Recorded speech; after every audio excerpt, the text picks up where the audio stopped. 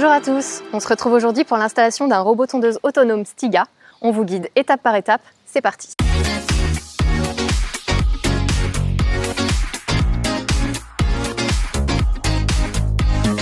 Découvrons ensemble le contenu du carton.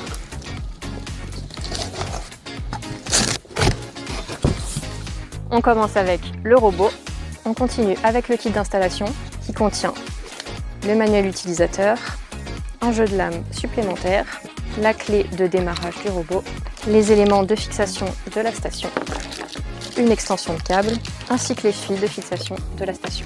Le bloc d'alimentation. Dernier élément, la station de charge qui contient la station de référence. On démarre avec l'installation de la station de charge qu'on va positionner à moins de 5 mètres d'une alimentation électrique et qu'on va venir fixer avec les clous de fixation.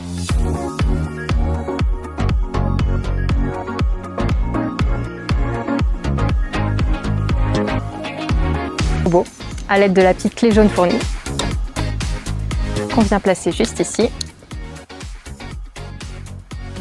et le placer en charge. On va maintenant télécharger l'application Stiga.go. On va pouvoir créer son compte sur l'application Stiga.go. Une fois votre compte créé, il est temps d'appairer votre robot en cliquant sur « Ajouter un nouveau produit ». Il s'agit d'un robot tondeuse autonome. Assurez-vous d'avoir le Bluetooth activé, ainsi que votre robot, la station de charge et la station de référence à proximité. Assurez-vous d'avoir procédé à toutes les mises à jour que propose l'application pour bénéficier des dernières fonctionnalités de votre robot.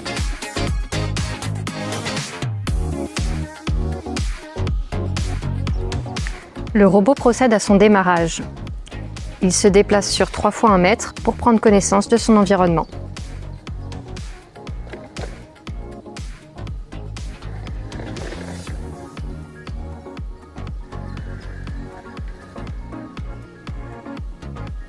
L'installation de votre robot tondeuse se fait en 3 étapes clés. La définition du périmètre, le retour à la station de charge et l'ajout des obstacles et des zones. On va pouvoir commencer avec la première étape, définir le périmètre. On guide le robot directement depuis l'application à l'aide du petit joystick.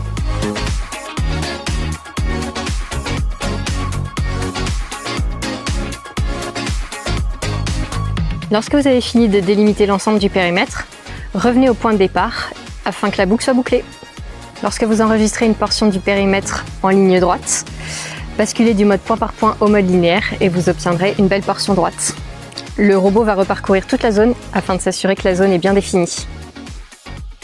Pour l'étape 2, le retour à la station de charge, on va se positionner à au minimum 3 mètres de la station et guider le robot directement dans la station. Une fois ces 2 étapes réalisées, lancez le robot en tonte et laissez-le revenir à sa station de charge de façon automatique depuis l'application. Troisième et dernière étape, définir les obstacles du jardin. Renseignez les obstacles, comme vos parterres de fleurs, vos jeux pour enfants, votre barbecue, directement dans l'application. Vous pouvez enregistrer jusqu'à 50 obstacles.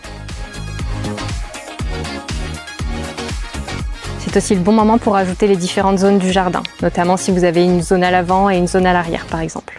Vous pouvez ajouter jusqu'à 10 zones.